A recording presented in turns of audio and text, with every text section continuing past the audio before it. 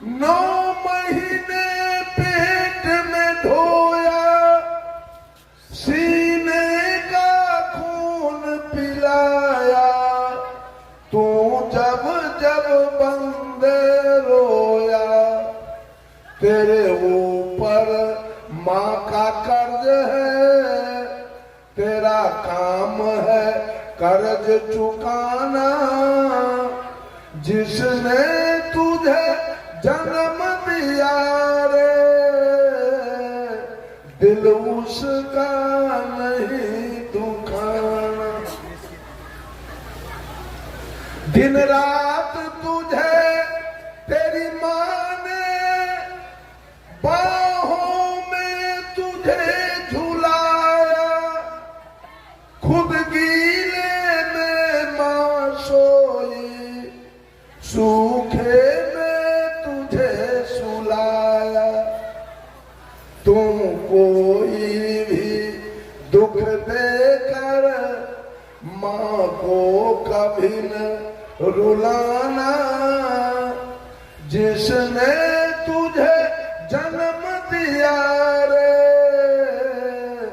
दिल उसका नहीं दुखाना।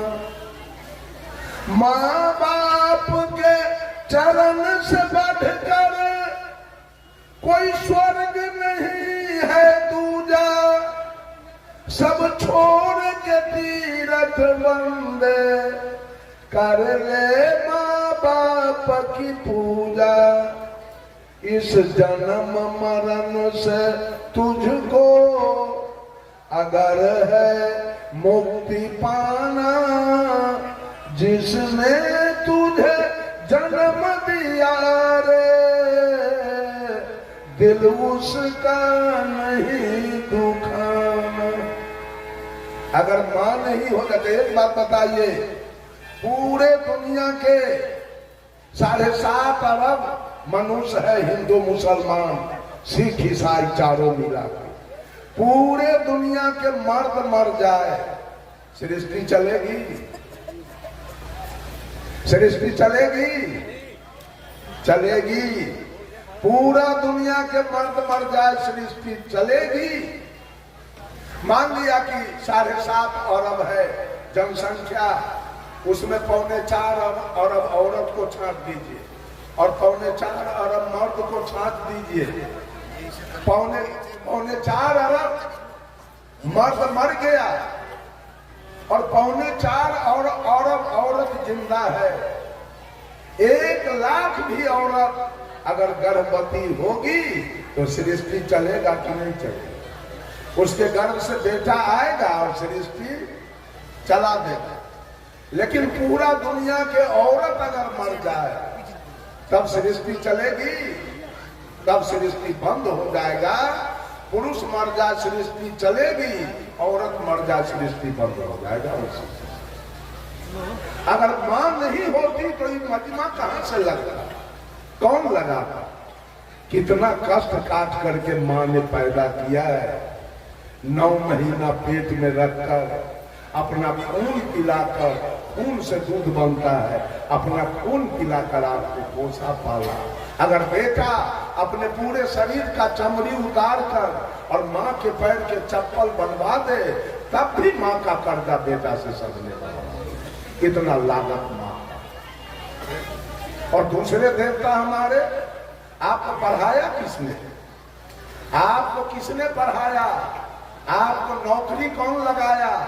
आपके लिए जमीन कौन खरीदा? आपके लिए मकान कौन बनाया? आपके चढ़ने के लिए मोटरसाइकिल और 4 चक्का कौन खरीद के लाया? आपके दूध खाने के लिए गाय भैंसी कौन लाया? आपका शादी विवाह कौन किया? ठीका जोत के, बटैया जोत के, मजदूरी करके, ईटा बालू सीमेंट ढो के, फाटल धोती पहनकर, फाटल कुर्ता पहनकर, ये सारा आपको किसने दिया? इसमें है हनुमान जी का लागत, इसमें है राम जी का लागत, इसमें है भोला जी का लागत, इसमें है किसी का लागत? ये औरत सब लागत किसका? अब चर्चा करती है शिव गुरु। ये महिला शिव चर्चा करती है, मैंने लिखा है शिव चर्चा एक पंथ है निकला, शिव जी के गुण गाने का, लगता इनका मुख्य भोजन है मांस मछलिया खाने। गुरु बहिनी गुरु भैया कहते, झूम झूम खूब गाते हैं, दुर्जसन दुर्भक्षी भोजन मिल मिल कर खाते हैं। त्रिशूल डमरू हाथ दिखाते, सिर को कहाँ छिपाते हैं, निर्गुण रूप को कलप कलप के मौन को खूब उलझाते। सिर से स्वयं को कहते, खुद जाग नहीं पाते हैं, महादेव को खूब जगाते, जागो महादेव चिल्लाते। बिना देहधारी गुरु ज्ञान को मोक्ष कैसे हो पाएगा, और प्रत्यक्ष जिसको देख न पाया वो ज्ञान कैसे दे पाएगा। गुरु जिंदा चाहिए कि मरा हुआ? मरा हुआ गुरु किया है, क्यों? कि मांस खाएंगे नहीं रोकेगा, मछली खाएंगे नहीं रोकेगा, दारू पिएंगे नहीं रोकेगा, सिगरेट पिएंगे नहीं रोकेगा, खैनी खाएंगे नहीं रोकेगा। इसलिए मरा हुआ गुरु चाहिए, जिंदा गुरु तो रोक देगा। बंधुओं, सारा लागत आपके पिता का है। भजन किसका चल रहा है? पूजा जलधारी किसका कर रहे हैं? भोला बाबा की। पूजा हनुमान जी की चल रही है, पूजा राम जी की हो रही है, पूजा कृष्ण जी की हो रही है, और बाप की पूजा नहीं हो रही है जिसने सब कुछ। माँ की पूजा नहीं हो रही है, पूजा काली की हो रही है, दुर्गा की हो रही है, सरस्वती और लक्ष्मी और भगवती की हो रही है। क्या लक्ष्मी के पेट से निकले थे? क्या सरस्वती के पेट से निकले थे? कि दुर्गा काली के पेट से निकले थे? क्या दुर्गा काली हॉस्पिटल गई थी? क्या दुर्गा काली को एटीएस का सुई लगा था? याद कीजिए उस दिन को। देवता हमारा कौन है? किसकी पूजा हम करें? किसका लागत मेरे जीवन में है? और किसने मुझे कुछ दिया? तो माँ ने तन दिया और पिता ने धन दिया। ये दो देने वाले हैं, माँ तन दिया है, पिता धन दिया है। और हम मांस खा रहे थे, मछली खा रहे थे, तारी दारू गांजा भांग बीड़ी सिगरेट शिखर पराग खा रहे थे। हम चोरी दलाली बेईमानी घुसखोरी हत्या बलात्कार कर रहे थे। हम मिलावटबाजी कर रहे थे, दूध में पानी मिलाते थे, आटा में चोकर, घी में डलडा और चावल में कंकर। सारे पाप कर्म हम कर रहे थे। समाज में मेरी कोई प्रतिष्ठा नहीं थी। जहीं कहीं हम लात जूता खाते थे, जेल जाते थे, पंचायती में थूक चाटते थे, जुर्माना देते थे, मार खाते थे, कान धक्का उठ बैठ करते थे, कहीं दारू पी के पड़े रहते थे। इन सारे पाप कर्मों से किसने निकाला? गुरु ने निकाला। इन सारे पाप कर्मों से राम ने नहीं निकाला। आज राम के भजने वाले दारू पी रहे हैं, आज कृष्ण के भजने वाले दारू पी रहे हैं, हनुमान के भजने वाले गांजा पी रहे हैं, मांस खा रहे हैं। ये छठी माई के व्रत करने वाली औरत पारण के दिन मांस मछली खा रही है, जितिया करने वाली महिला खा रही है, होली दिवाली करने वाले खा रहे हैं। किसी ने नहीं, पाप कर्म से कोई निकालने वाला नहीं है। ये सारे पाप कर्म से जितने लोग यहाँ बैठे हैं, उस पर किसकी कृपा है? जितने लोग हैं उस पर किसकी कृपा है? गुरु जी की कृपा। गुरु ने सुधारा है, गुरु ने सुधारा है सबको। 7 दीप 9 खंड में गुरु से बड़ा न कोई, और कर्ता करे जो कर न सके, गुरु करे से हो। गुरु है बड़े गोविंद से, मन में देखो विचार, हरि सिर दे तो बार बार, गुरु सिर दे तो बार। गुरु से बड़ा देवता इस धरती पर आपको। तब ये महिला सब गुरु करने के बाद पत्थर पानी के पूजा करती है। कभी कल्याण हो जाएगा, कभी होगा कल्याण। गुरु ऐसा देवता करने के बाद भी जितिया करती है, करवा चौथ करती है, कर्मा धर्मा करती है, तीज करती है, छठी के व्रत करती है, चंदा करती है, काली के पूजा करती है, दुर्गा के खोइछा भरती है। इसका कल्याण कभी हो जाएगा? कभी होने वाला नहीं है। जो सच्चा दुल्हा करने के बाद अब फिर यार की पूजा कर रही है। दुल्हा करने के बाद यार की पूजा कर रही है। वो कभी पतिव्रता नहीं बनेगी और कभी इसका कल्याण नहीं होने वाला। मैंने कहा मां ने तन दिया, पिता ने धन दिया और गुरु ने ज्ञान दिया। इसके सिवा 10 मिनट का समय मैं देता हूं। अब कोई आदमी बोले कि और कोई देवता है जिसका लागत आपके जीवन में है, उसका नाम कोई याद नहीं। ये 3 के सिवा, माता पिता और गुरु के सिवा और कोई देवता है तो उसका नाम बोलिए कि उसका भी लागत मेरे जीवन में है। बोलिए तो कोई आदमी, इसका सफाई मैं करूंगा। ये 3 देवता के बाद और कोई है? सारा दुनिया झूठ का पूजा कर रहा है। सारे दुनिया में झूठ की पूजा हो रही है, कहीं सत्य नहीं है। सत्य की पूजा है मां की पूजा करना, पिता की पूजा करना और गुरु की पूजा करना। ये 3 देवता का लागत मेरे जीवन में है। ये तीनों ने मुझे दिया।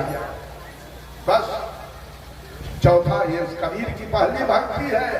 अगर आप अपने को हिंदू कहते हैं, कबीर के नजरों में कोई हिंदू, कोई मुसलमान, कोई सिख और कोई ईसाई नहीं है। कबीर ने सबको मानव कहा, कबीर ने सबको इंसान कहा, कबीर ने सबको मनुष्य कहा, कबीर ने सबको आदमी कह के पुकारा। कबीर के नजर में कोई हिंदू मुसलमान नहीं है, सब मानव। लेकिन अगर आप अपने को हिंदू कहते हो तो हिंदू का मुख्य ग्रंथ क्या है? हिंदू का मुख्य ग्रंथ वेद। और वेद ने किस देवता को माना? वेद ने नहीं कहा राम देवो भव, कृष्ण देवो भव, ब्रह्मा देवो भव, विष्णु देवो भव, महादेव देवो भव, काली दुर्गा देवो भव। वेद ने कहा मातृ देवो भव। वेद ने कहा मां देवता है। वेद ने कहा पितृ देवो भव। वेद ने कहा पिता देवता है। और वेद ने कहा आचार्य देवो भव। वेद ने कहा गुरु देवता। सुन लीजिए सब लोग कान खोल कर, इस 3 देवता के अलावे अगर किसी का पूजा करते हैं तो आप नरकगामी बनेंगे। आप लिख लीजिए, आपको नरक जाना होगा, क्योंकि बकिए जितने हैं सब झूठ है। सच्चा देवता इस धरती पर यही 3 है, माता पिता और गुरु। ये तीनों का लागत है आपके जीवन में। तीनों ने आपको कुछ दिया है। ये श्रद्धा भक्ति है। सदगुरु कबीर कहते हैं कि श्रद्धा अगर रखो तो अपने माँ के प्रति, श्रद्धा रखो अपने पिता के प्रति और श्रद्धा रखो अपने गुरु के, तब तुम्हारी भक्ति कारगर है और तुम्हारा कल्याण होगा। और दूसरी भक्ति है सदगुरु कबीर का प्रेमा भक्ति। प्रेम किसके प्रति रखा जाए? बंधुओं, कबीर साहब ने कहा पोथी पढ़ी पढ़ी जगमुआ, पंडित भयान को ढाई आखर प्रेम का, पढ़े सो पंडित हो। शाह कबीर ने कहा जगत में पंडित कहीं मैंने देखा नहीं, कभी देखा नहीं पंडित। आप लोग कहेंगे इतना तो पंडित है जगत के अंदर। सदगुरु कबीर के नजरों में कहीं पंडित है नहीं। उन्होंने कहा ढाई आखर प्रेम का, जो पौरा संयुक्त एकार मोहलंत, जो प्रेम का पाठ पढ़े वो पंडित है। पढ़ पढ़ के सब घुसखोर हो गया, पढ़ पढ़ के चोर हो गया, पढ़ पढ़ के बेईमान हो गया, पढ़ पढ़ के सब जातिवाद कर रहा है, संप्रदायवाद कर रहा है, छुआछूत कर रहा है। पंडित एक भी नहीं। पंडित कौन होगा? जिसके अंदर प्रेम है, जीव मात्र से प्रेम, वो पंडित है। प्रेम कैसा होना चाहिए? मैंने सोचा प्रेम तो पति पत्नी के बीच है, प्रेम तो साला महनोई के बीच है, प्रेम तो ससुर दामाद के बीच है, प्रेम तो पिता पुत्र के बीच है, प्रेम तो सास पुतोह के बीच है, प्रेम तो गुरु चेला के बीच है। ये सदगुरु कबीर कौन प्रेम की बात करना चाहते? ये प्रेम है क्या? बंधुओं, सदगुरु कबीर के विचार के अनुसार प्रेम कहीं लेश मात्र नहीं है धरती पर, प्रेम है ही नहीं। वो प्रेम कौन है? एक आदमी इसी तरह सत्संग कराया, जब सत्संग समाप्त हो गया तो गांव के जाने माने एक व्यक्ति, संभ्रांत व्यक्ति जो सत्संग में नहीं आ सके, कल हो के व्यक्ति गया कहने, चाचा जी आप कल मेरे सत्संग में क्यों नहीं आए? वो व्यक्ति कहा, बेटा कल मैं एक पंचायती में चला गया इसलिए नहीं आ सका। तो आदमी पूछा, पंचायती कैसी थी? कहा, एक लड़का एक लड़की में प्रेम हो गया, उसी की पंचायती थी, उसी पंचायती में हम चले गए। वो आदमी कहा, प्रेम में पंचायती की क्या आवश्यकता थी? पंचायती को झगड़ा में, लड़ाई में, चोरी में, दलाली में, घुसखोरी में, बेईमानी में, हत्या में, बलात्कार में पंचायती होती है। जब लड़का लड़की के बीच प्रेम हुआ तो प्रेम में पंचायती क्यों हुआ? प्रेम तो हुआ सेवरी और राम के बीच में, कभी पंचायती नहीं हुई, कभी गाली गलौज नहीं हुआ, कभी मारपीट नहीं हुआ, कभी मामला फौजदारी नहीं हुआ, और कभी एक बच्चा भी पैदा नहीं हुआ। इसलिए कि प्रेम निर्विकार है, प्रेम निर्भर है, प्रेम निर्मल है, प्रेम पावन है, प्रेम पवित्र है, प्रेम शुद्ध है, प्रेम में कोई विकार नहीं है। प्रेम में न काम है, न क्रोध है, न लोभ है, न मोह है, न तृष्णा है, न अहंकार है। सेवरी और राम के बीच में प्रेम हुआ, कोई गाली गलौज मारपीट कभी नहीं हुआ, एक बच्चा भी पैदा नहीं हुआ। प्रेम हुआ मीरा और कृष्ण के बीच में, कभी गाली गलौज मारपीट खून खराबी नहीं हुआ, एक बच्चा भी पैदा नहीं हुआ। प्रेम में बच्चा नहीं पैदा होता है। प्रेम हुआ रामकृष्ण परमहंस और शारदा देवी के बीच में, कभी एक बच्चा नहीं हुआ, कोई गाली गलौज मारपीट नहीं हुआ। प्रेम हुआ जयप्रकाश नारायण और प्रभावती देवी के बीच में, कोई गाली गलौज नहीं, कोई मारपीट नहीं, कोई बच्चा भी पैदा नहीं हुआ। उसका नाम प्रेम है। बंधुओं, जो साहब कबीर ने प्रेम की चर्चा किया वो प्रेम है, आत्मा से आत्मा का मिलन, इसका नाम है प्रेम। सेवरी और राम के बीच में आत्मा का मिलन हो गया। सेवरी कही थी राम से कि ही विधि स्तुति करो तुम्हारी, अधम जाति में जड़मति नारी, अधम ते अधम अधम यति नारी, तीन मह मैं मति मंद गमारी। का प्रभु मैं आपका सेवा कैसे करूं? एक तो मैं जात की मुसहरनी, देखने में काली कलोटी, और तीसरे विद्या के हीन। तो भगवान राम ने सेवरी से कहा, कहा रघुपति सुनु भामनि बाता,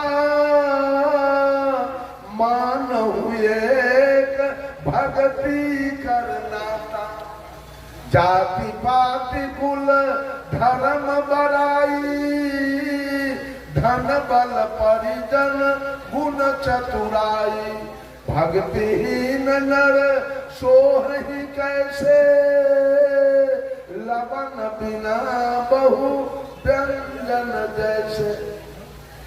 सेवरी, हमारा तुम्हारा कोई शादी सरहोज का रिश्ता नहीं है, एक प्रेम का रिश्ता है। कोई जाति का बड़ा हो, धन का बड़ा हो, विद्या का बड़ा हो, बुद्धि का बड़ा हो, रूप का बड़ा हो, बल का बड़ा हो, और उसके पास अगर भक्ति नहीं है तो व्यक्ति मेरे नजर में वैसे है जैसे 56 प्रकार का व्यंजन एक नमक के बिना फीका है। वो व्यक्ति मेरे नजर में बिल्कुल फीका। अब तब सेवरी का बैर तब राम खाए थे, इसलिए कि आत्मा से आत्मा का मिलन था, आत्मा से आत्मा का प्रेम था। इसका नाम है प्रेम। जहां आत्मा से आत्मा का मिलन हो उसका नाम है प्रेम, और जहां देह से देह का मिलन हो उसका नाम है प्यार, उसका नाम है मोहब्बत। There are great difference between prem and pyaar. प्रेम और प्यार में धरती आसमान का। प्रेम हुआ श्री राम के बीच में और प्यार हुआ था लैला और मजनू के बीच में। मोहब्बत हुआ था लैला मजनू के बीच में। आज पति पत्नी में कहीं प्रेम नहीं है, पति पत्नी में कहीं प्रेम नहीं है, पति पत्नी में प्यार है और उसी को उर्दू में कहते हैं मोहब्बत। पत्नी फंसी है पति के मोह में और पति फंसा है पत्नी के मोह में। वो लड़का लड़की के बीच अगर प्रेम होता तो पंचायती नहीं होती। लड़का लड़की के बीच मोहब्बत था, लड़की फंस गई लड़का के मोह में, लड़का फंस गया है लड़की के मोह में, वहां तो पंचायती होगी। पति पत्नी के बीच पंचायती होती है, क्यों? पति पत्नी में देह का मिलन है, आत्मा का मिलन नहीं। आत्मा का मिलन उसका नाम है प्रेम, और देह से देह का मिलन है उसका नाम है प्यार, उसका नाम है मोहब्बत। साहब कबीर कहते हैं कि जितने भी मानव है दुनिया के अंदर, चाहे वो कोई जाति से आता हो, वो मानव जितने हैं वो सब प्रेम के पात्र हैं। कबीर के शब्दों में कबीर की दूसरी भक्ति क्या है? मानव से प्रेम। पहली भक्ति है माता पिता और गुरु के प्रति श्रद्धा, और दूसरी भक्ति है मानव के प्रति प्रेम, और तीसरी भक्ति है करुणा भक्ति। करुणा माने होता है दया। जितने भी दुनिया के अंदर मानवेतर प्राणी हैं, अर्थात मानव जोनी से नीचे की खानी में जीने वाले पशु पक्षी कीड़ा मकोड़ा, वो सब दया के पात्र, सब करुणा के पात्र हैं। सदगुरु कबीर कहते हैं इन पर दया तो रखो, इन पर करुणा तो रखो। यह कबीर की तीसरी भक्ति है। जितने भी जीव मात्र संसार के अंदर है वो सब आपका सहोदर भाई है। जितना भी जीव शरीरधारी है वो सब आपका सहोदर भाई है। एक पिता के 7 पुत्र है, कोई इंजीनियर हो गया, कोई डॉक्टर हो गया, कोई कलेक्टर हो गया, कोई बिजनेसमैन हो गया, कोई गृहस्थ हो गया, कोई मजदूर हो गया, कोई भीख मांग रहा है। अपने अपने कर्म से 7 प्रकार का हो गया, लेकिन भाई तो 7 है। उसी प्रकार से सांप भी आपका भाई है, अपना कर्म से उस सांप वाला शरीर चादर पाया। चींटी भी आपका भाई है, बकरी भी आपका भाई है, गाय भैंस हाथी घोड़ा ऊंट गधा कुत्ता गीदड़ जितने जीवधारी हैं सब आपके सहोदर भाई हैं। साहब कबीर ने कहा, अरे अजब जोला है चादर बीनी, सूत करम के तानी, सूरत निरत के भरनी दिन्हा, तब सबके मन मानी चादर हो गई बहुत पुरानी। अब तू सोच समझ अभिमानी, चादर हो गई बहुत पुरानी। चौलाहा जब कपड़ा बुनता है, एक तरफ से तानी किया, दूसरे तरफ से भरनी किया, चादर तैयार हो। ठीक जीव का जैसा कर्म वैसा तानी, और जहां सूरती जहां ध्यान उसकी भरनी, चादर तैयार हो गया। देखिए हम लोगों को मर्द वाला चादर मिला, इन लोगों को औरत वाला चादर मिला। किसी को गाय वाला चादर मिला, किसी को भैंस वाला चादर, किसी को कुत्ता वाला चादर, किसी को गीदड़ वाला चादर, किसी को विशाल हाथी वाला चादर, किसी को चींटी वाला चादर।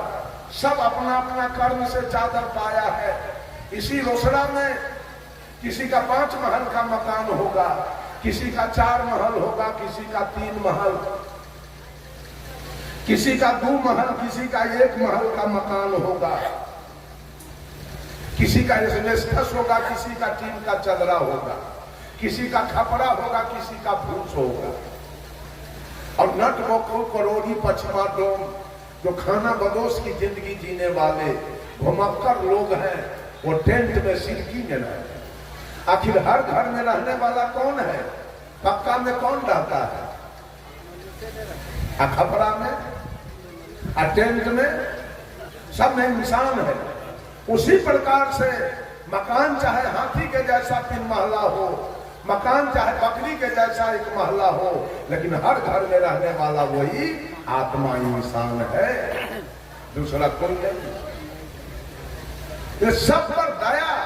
कबीर की तीसरी भक्ति। आज लोग मुर्गा पोस के कटवा रहे हैं, बकरी पोस के महिला सब गला में कंठी पहनी है, बकरी पोस के कटवा रही है, कबूतर पोस के काटे जा रहे हैं, गाय काटे जा रहे हैं, भैंस काटे जा रहे हैं, ऊंट काटे जा रहे हैं, गुम्मा काटे जा रहे हैं। अरे ईसाई लोग तो कुत्ता गीदड़ सहित को खा रहा है। अब मनुष्य कुछ बाकी नहीं रह गया। सबसे बड़ा चंडाल तो मनुष्य हो गया, सबसे बड़ा चंडाल मनुष्य हो गया। क्या भक्ति करेगा, क्या मुक्ति करेगा, क्या कल्याण करेगा, क्या सुंदर सब समाज का निर्माण करेगा? जीव मात्र पर दया, ये कबीर की तीसरी भक्ति। सब लोग जीव पर दया कीजिए। आज तक मेरा उम्र 68 वर्ष का बीत रहा है, लेकिन अपने समझदारी से, अपना जान से मैं आज तक एक चींटी को नहीं मारा। अब धोखा से अनजान में मर जाए उसकी बात मैं नहीं करूंगा, लेकिन जान करके आज तक मैं एक चींटी को नहीं मारा। समझता हूं उसने भी, और गुरु जी ने ज्ञान दिया कि बेटा पाप कर्म कभी मत करना, किसी जीव का हिंसा मत करना, ये पाप तुम्हारा जान नहीं छोड़ेगा, ये पाप नहीं जान छोड़ेगा। पाप बड़ा प्रत्यक्ष है, हिंसा सम नहीं कोई, अब धर्म राय लेखा चुके तब सब नौबत हो। और साहब कबीर ने कहा, जहां जहां दया वहां धर्म है, जहां लोभ वहां पाप, जहां क्रोध वहां काल है, जहां क्षमा वहां याद। और गोस्वामी तुलसीदास जी ने भी कहा, दया धर्म के मूल है, नरक मूल अभिमान, तुलसी दयाल छाड़िए, जब लगी घट में प्राण। जीव पर दया। साहब कबीर ने कहा, मनुष्य प्रकृति से शाकाहारी, मांस से अनुकूल नहीं है, पशु भी मानव जैसा प्राणी, वो मेवा फल फूल नहीं। कबीर साहब कहते रहे, बकरी मुर्गी, गाय भैंसी, गाजर है, मूली है, आम है, लीची है, सेव है, संतरा है, बड़ा मजा से काट काट के खा रहे हो। रे बेवकूफ भी प्राणी है तुम्हारे जैसा, उसमें प्राण है। मान लिया जाए कि जेठ की दोपहरी चल रही है, कड़ी धूप, और उस धूप में नाम को रख दिया जाए, हारमोनियम को रख दिया जाए, और भैंस को बांध दिया जाए, गाय को बांध दिया जाए, धूप से छटपटाएगा कौन? हारमोनियम की नाल कि बकरी की गाय है? इसका मतलब उसमें प्राण है, उसमें जीव है, उसको धूप लग रहा है, उसको अंदर कीजिए, वो छटपटा रही है, उसमें जीव आत्मा है, प्राण है। साहब कबीर को मुसलमानों से कहा, दिन में रखते हो रोजा, रात न तो गाय, यह खून वह बंदगी, कसकर फूस खुदाए। ऐ मौलवी, दिन भर अन्न नहीं खाते हो, पानी नहीं पीते हो, मर जाओ लेकिन नहीं खाते हो, और जब सूर्यास्त हुआ तो कोई मुर्गी जब्बा करते हो, कोई गाय जब्बा करते हो, कोई बकरी जब्बा करते हो, कोई ऊंट जब्बा करते हो, कोई गुम्मा जब्बा करते हो। एक तरफ खून की नदी बहाते हो, और एक तरफ तुम्हारी पूजा हो रही है। ये पूजा कैसे होगा? साहब कबीर ने कहा, खोजे अल्लाह के नगारिया, जन्म के फूहरी, जन्म के फूहरी हो जन्म के फूहरी खोजे अल्लाह के नगारिया जन्म के फूहरी। पांचों वक्त नमाज गुजारे राखे 30 रोजा। पांचों वक्त नमाज गुजारे राखे 30 रोजा।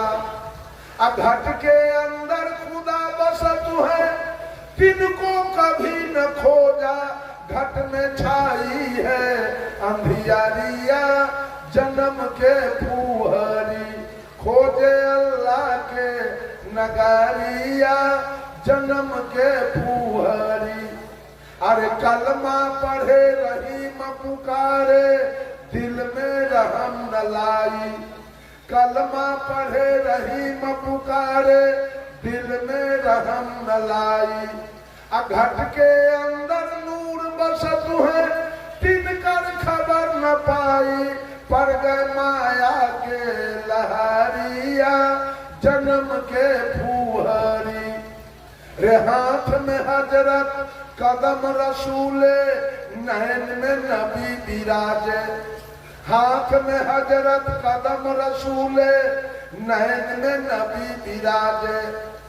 मन मक्का काया है काबा सिर पर अनहद बाजे।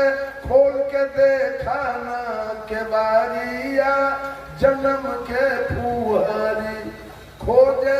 कबीर साहब ने मुसलमानों से कहा मौलाना सुनो कुरान की बात रे मौलाना सुनो रे कुरान की बात। जिस बकरी के दूध पिया तुम सो है मां तू के नाते।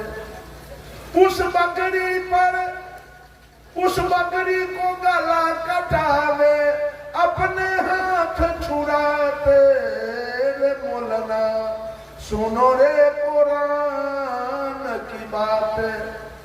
कर्म तो कियो कसाई के बंदे पाक कियो कलमाते। यह रीति उल्टी कौन सिखाई अहमक नहीं लगाते रे मौलाना सुनो रे कुरान की बात। है मौलवी कहते हुए एक मालिक है ये दुनिया को चलाने वाला। अभी एक आदमी एक कागज का पन्ना बांट रहा कि भगवान एक है। मैं उसे पूछना चाहता हूं वो एक भगवान कहां बैठा है उसको लाओ तो बुला के मैं बात करूं उससे। उस भगवान को लाओ बुला के मैं बात करूंगा। बेईमान झूठा भगवान एक है। भगवान यदि एक है तो हिंदू है कि मुसलमान है, सिख है कि ईसाई है, पारसी है कि यहूदी है, वो पूरब में रहता है कि पश्चिम में, वो मंदिर में रहता है कि मस्जिद में, वो गिरजा में रहता है कि गुरुद्वारा में, वो मांस मछली खाता है कि खीर पूरी, क्या खाता है वो एक भगवान। कैसे आपने साबित किया भगवान एक है। सदगुरु कबीर ने बीजक से कहा एक कहो तो है नहीं, दूजा कहो तो गाड़ी है, जैसा रहे पुनीत ऐसा कहीं कबीर बीजा। भगवान को एक नहीं कहा जा सकता, भगवान को दो नहीं कहा जा सकता, भगवान को 1 लाख भी नहीं बोला जा सकता, भगवान को 1 करोड़ भी नहीं कहा जा सकता। कैसे आपने गिना भगवान को, कैसे नामाकरण किया आपने भगवान को, ये सारी बातें झूठ है। भगवान तो घट घट में बैठा है। Tulsidas was the pleader of Ram and Surdas was the pleader of Krishna, but Satguru Kabir was the pleader of soul. Tulsidas ji सगुन ब्रह्म राम का वकालत किए। आज भी लोग माटी पत्थर शीशा धातु के राम सिया बना के पूज रहा है। सूरदास जी ने कृष्ण का वकालत किया। आज भी लोग माटी पत्थर शीशा धातु के राधा कृष्ण बना के पूज रहा है। But Satguru Kabir was the pleader of soul. लेकिन साहेब कबीर ने इस आत्मा का वकालत किया है। साहेब कबीर ने आत्मा का वकालत किया जो तीनों काल का दृष्टा है, जो तीनों काल में सत्य है, जिसमें तीनों काल में कोई परिवर्तन होने वाला नहीं है। कबीर का भगवान पूरे विश्व में है। ये आत्मा कहां कहां नहीं है, इंग्लैंड में नहीं है कि अमेरिका में नहीं है कि रूस में नहीं है कि चीन में नहीं है, चप्पे चप्पे में कबीर का भगवान है। लेकिन आपके भगवान कहां है? राम नहीं है चीन में, कृष्ण नहीं है इंग्लैंड में, महादेव जी नहीं है अमेरिका में, कहीं नहीं है। लेकिन कबीर का भगवान पूरे विश्व के अंदर ये आत्मा बैठा है। याद कर लीजिए आप लोग, ये झूठा प्रोपगंडा फैलाया जा रहा है पंडितों के द्वारा, मौलवियों के द्वारा और पादरियों के द्वारा। ये सब काल का दलाल है और सबको भटका भटका करके मारने के चक्कर में। सब आदमी गुरु के शरण में चले जाइए, सब आदमी गुरु के शरणागत हो जाइए और कोई पत्थर पानी की पूजा करना बंद कर दीजिए अगर कल्याण पाना है तो। सब आदमी घरे घर माँ का सेवा कीजिए, माँ के सेवा में चूक जाइएगा कल्याण नहीं होगा, क्योंकि माँ का कर्जा सधाना जरूरी है। पिता का कर्जा, माँ का लागत इस शरीर पर 14 आना है, पिता का लागत 2 आना है। इसलिए माँ को आगे किया गया, पिता को पीछे कर दिया। सबसे पहला है मातृदेवो भव, तब है पितृदेवो भव। पहले माँ तब पिता। याद रख लीजिए सब लोग। अब मैं अपने वाणी पर विराम लूंगा। अगर भक्ति करना है, पूजा करना है, जीवन में सुख शांति लाना है, जीवन का कल्याण करना है, तो श्रद्धा भक्ति में आ जाइए। और श्रद्धा भक्ति का मतलब है माता पिता और गुरु की भक्ति कीजिए। दूसरी भक्ति प्रेमा भक्ति। किसी को चमार मत कहना, किसी को दुसाध नहीं कहना, किसी को डोममेस्टर मत कहना। सब इंसान है, सब मानव है। तुलसीदास जी लिख दिए रामचरितमानस में, आत्म अनुभव सुख सुप्रकाशा, तब भव मूल भेद भ्रम नाशा। कि जिस दिन आत्मा की अनुभूति हो जाए कि हर घट में परमात्मा की सत्ता, आत्मा बैठा है, तो फिर सारा जातिवाद खत्म हो जाएगा। ये गोस्वामी तुलसीदास जी ने, साहब कबीर ने भी कह दिया, अरे आत्म ज्ञान बिना सब सोना, क्या मथुरा क्या काशी रे। जैसे मिर्गा नाभि कस्तूरी, बन बन फिरत उदासी रे। मोहे सुनि सुनिया बत हंसी। एक आत्म ज्ञान के बिना ये धरती चल रही है चारों तरफ। मंदिर मस्जिद की कमी नहीं, पूजा की कमी नहीं। एक आत्मज्ञान के बिना जातिवाद, संप्रदायवाद, छुआछूत, अवर्ण सवर्ण, नीच ऊंच की भावना चल रही है। जिस दिन आत्मा की अनुभूति हो जाएगी कि ब्राह्मण में भी वही आत्मा और नीचे जाति में भी वही आत्मा, उस समय आपके अंदर से जो भेद भरम है वो सारा खत्म हो। तो मैंने कहा कबीर की 4 भक्ति है। सबसे अंतिम भक्ति है स्नेहा भक्ति। स्नेह किसके प्रति? जो छोटे छोटे बाल गोपाल हैं, 10 वर्ष से नीचे के, साहब कबीर ने उसके प्रति स्नेह रखना स्वाभाविक। ये कबीर की 4थी भक्ति है।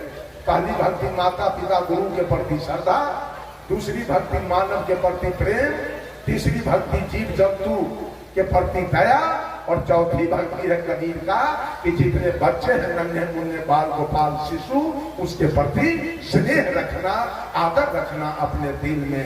यही 4 भक्ति है कबीर का। 4 भक्ति आपकी हो गई, आपका भौतिक जीवन अविचल सुखमय होगा और आध्यात्मिक जीवन अविचल शांतिमय हो जाएगी। आपका कल्याण हो जाएगा, आपका मोक्ष हो जाएगा, आपकी मुक्ति हो जाएगी, आपके जीवन में सुख शांति आ जाएगी।